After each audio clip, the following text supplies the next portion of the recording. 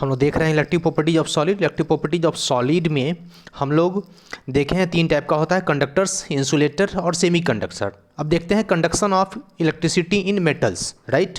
Metals में electricity conduction due to presence of free electrons होता है। मेटल्स के बारे में हम लोग शुरू में जब देखे थे मेटल्स देयर टाइप्स, तो उसमें देखे थे कि मेटेलिक सॉलिड जो था वो सॉलिड स्टेट में भी और मॉल्टन स्टेट में भी गुड कंडक्टर था। मॉल्टन स्टेट में कंडक्टर इसलिए था क्योंकि उसमें फ्री आयंस प्रेजेंट थे, और सॉलिड स्टेट में इसलिए कंडक्टर था क्योंकि उसमें फ्री इलेक्ट्रॉन्स प्रेजेंट थे। तो कंडक्टिविटी जो होता है due to presence of free electrons और फ्री आयंस ही होता है। फ्री आयंस इलेक्ट्रोलाइट्स में होता है और फ्री इलेक्ट्रॉन्स मेटेलिक कंडक्शन होता है। तो मेटेलिक कंडक्शन का मेन कारण होता है प्रेजेंस ऑफ फ्री इलेक्ट्रॉन्स।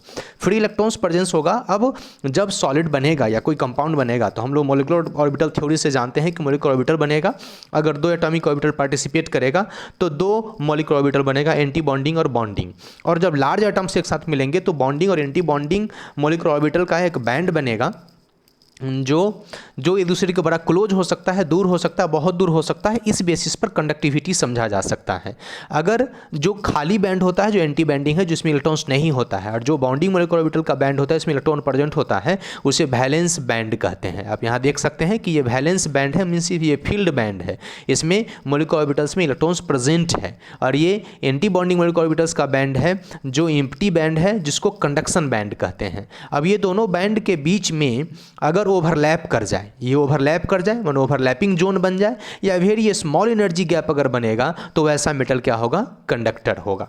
लेकिन अगर स्मॉल एनर्जी गैप बन जाएगा कंडक्शन बैंड में और वैलेंस बैंड में, तो ये दोनों गैप के कारण इसको क्या बोलेंगे, सेमी कंडक्टर बोलेंगे। और अगर इसका कंडक्शन बैंड और वैलेंस बैंड में लार्ज गैप बन जाएगा तो उसको बोलेंगे इंसुलेटर। तो ये बैंड थ्योरी कहलाता है। बैंड थ्योरी के अनुसार से इसको ऐसे एक्सप्लेन करते हैं, conduction of electricity in metal में। एक बार बुक के थ्रू इसको देखते हैं सिंपल वर्ड्स में। अकॉर्डिंग टू बुक देखते हैं क्या है। एक conductor may conduct electricity through movement of electrons के मूव होने के कारण इलेक्ट्रिसिटी का कंडक्शन होगा, और आयंस के कारण होगा। Metallic conductors belong to the former category, means metallic conductor में क्या होता है, कंडक्टिविटी ऑफ इलेक्ट्रिसिटी होता है through movement of electrons. And electrolytes to the latter category, means electrolytes किस में आएगा, इलेक्ट्रोलाइट्स में कंडक्शन ऑफ इलेक्ट्रिसिटी थ्रू होगा किसके कारण, आयंस के कारण, आयंस के मूवमेंट के कारण। ठीक है, तो metallic conduction due to movement of the free electrons होता है, और इलेक्ट्रोलाइट्स का conduction due to presence of free ions होता है, जो हम लोग सॉलिड देयर टाइप्स में भी देखे हैं। अभी उसको रिवाइज किया, उसकी प्रॉपर्टीज़ को देख रहे हैं, इलेक्ट्रिक प्रॉपर्टीज़ को देख रहे हैं क्यों और कैसे होता है। Metals conduct electricity in solid as well as in molten state. शुरू में प्रॉपर्टी में देखे हैं कि मेटेलिक सॉलिड स्टेट में भी, ठोस अवस्था में भी चालक होता है, और पिघला हुआ अवस्था में भी चालक होता है। तो metals conduct electricity in solid state as well as in molten state, पिघला हुआ अवस्था में भी और ठोस में भी होता है। The conductivity of metals depends upon the number of valence electrons available पर एटम में कितने वैलेंस इलेक्ट्रॉन अवेलेबल हैं, उसी पर डिपेंड करता है कि मेटल कितना अच्छा कंडक्टर, इंसुलेटर या बैड कंडक्टर या सेमी कंडक्टर होगा। The atomic orbitals of metals atoms form molecular orbitals. जब एटॉमिक ऑर्बिटल्स आपस में मिलता है तो मोलिकुलर ऑर्बिटल थ्योरी से केमिकल बॉन्डिंग में 11 चैप्टर्स में जानते हैं कि इसको बनाता क्या है, मोलिकुलर ऑर्बिटल्स बनाता है।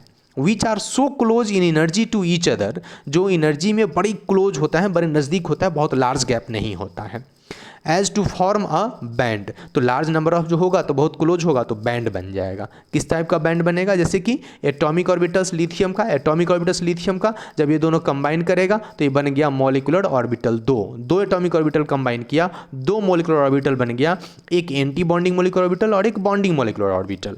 और बहुत सारा एलिमेंट्स जब आएंगे तो बहुत सारा एंटी बॉन्डिंग और बॉन्डिंग और नॉन बॉन्डिंग का मॉलिक्यूलर ऑर्बिटल बनता चला जाएगा। ये मॉलिक्यूलर ऑर्बिटल थ्योरी से हम लोग जानते हैं कि जो बन गया वो जो लोअर एनर्जी का होगा बॉन्डिंग मॉलिक्यूलर ऑर्बिटल, जो खाली रह गया जो हाई एनर्जी का है वो एंटी बॉन्डिंग होगा, हाफ लोअर एनर्जी का और हाफ हायर एनर्जी का बनता है। और जो पार्टिसिपेट नहीं करता है वो नॉन बॉन्डिंग मॉलिक्यूलर ऑर्बिटल कहलाता है। अब ये bonding non bonding molecular orbital से एक साथ जुड़ करके क्या बना लेगा, एक साथ जुड़ करके ये समूह बनाएगा तो ये बैंड बना सकता है। Bonding moments anti bonding moments मिल करके बना क्या सकता है, बैंड, जो यहाँ पर इस डायग्राम में हम लोग देख रहे हैं, है ना। और ये जो बैंड बना लेगा तो ये जो बैंड बनाएगा यही बैंड किस टाइप का दिखेगा, ये बैंड इस टाइप का पूरा फील्ड दिख सकता है, खाली दिख सकता है, फील्ड खाली, राइट। अब इस बैंड को हम लोग ना नाम दिए हैं, क्या क्या नाम दिए हैं, कंडक्शन बैंड जो खाली है, सो जो भरा हुआ है वैलेंस बॉन्ड। तो बुक के थ्रू वही हम लोग देख रहे हैं कि ये क्या बना लेगा कि each other to form a band, तो ये क्या बनाएगा, बैंड बना लेगा। चूंकि large number of molecules solid में प्रेजेंट होता है, एटम्स प्रेजेंट होता है, मेटेलिक एटम्स, तो ये सब मिल करके क्या बनाएगा, बॉन्डिंग और एंटी बॉन्डिंग का, बॉन्डिंग और एंटी बॉन्डिंग का मिला करके बैंड बना लेगा। दो बैंड दो प्रकार का होगा, जो खाली होगा वो कंडक्शन, जो नहीं, जो भरा हुआ होगा वो फील्ड बैंड होगा, है ना, वो वैलेंस बैंड होगा, और जो खाली होगा वो क्या होगा, कंडक्शन बैंड होगा। तो इस तरह से बैंड बनेगा। If this band is partially filled और it overlaps with a higher energy unoccupied conduction band, जब क्या है कि ये जो फील्ड है सो और जो ऊपर है वो, ये अगर ओवरलैप करता है या थोड़ी सी एनर्जी गैप पर होता है, energy occupied conduction band, then electrons can flow easily under an applied electric field के अप्लाई करने पर इसमें इलेक्ट्रॉन का फ्लो हो सकता है। And the metals shows conductivity, और मेटल क्या शो करेगा, कंडक्टिविटी करेगा, जो हम लोग यहाँ पर देख रहे हैं ए में, ये कंडक्शन हो जाएगा।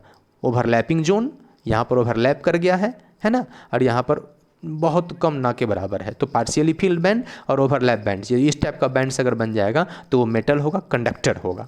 थोड़ा सा गैप होगा तो सेमी कंडक्टर होगा, अब बहुत ज़्यादा गैप अगर होगा तो उसको क्या बोलेंगे, इंसुलेटर बोलेंगे। तो वही बताया कि फिगर 1.29 ए में हम लोग देखें तो 1.29 ए में क्या है, ये कंडक्शन का है, ये बैंड वही है जो ये है, राइट, उसको शॉर्ट करके दिखाया गया है। If the gap between field valence band and the next higher unoccupied band, conduction band, is large, अगर क्या होगा, ये जो दोनों के बीच जो है ये गैप अगर लार्ज होगा, इस तरह से बहुत ज़्यादा होगा, तब इसको क्या बोलेंगे, तब उसको बोलेंगे insulator. Can not jump to it and such substances very small conductivity and behave as an insulator, और ये किसके जैसा बिहेव करेगा, इंसुलेटर जैसा बिहेव करेगा। तो लार्ज गैप हो गया तो इंसुलेटर होगा, अगर ओवरलैप जोन बना लिया तो क्या होगा, कंडक्टर होगा, लार्ज गैप हो जाएगा तो क्या होगा, इंसुलेटर होगा, राइट, और कम गैप होगा तो सेमी कंडक्टर। तो मेटेलिक कंडक्टिविटी हम लोग बैंड थ्योरी के अनुसार से देखें, ठीक है। इसको अगर पिछले वाला भी वीडियो देख लीजिए और सारे वीडियो देखते रहिए, समझते रहिए, नोट्स बनाइए, बुक पढ़िए, पढ़ते रहिए, बढ़ते रहिए। Thank you.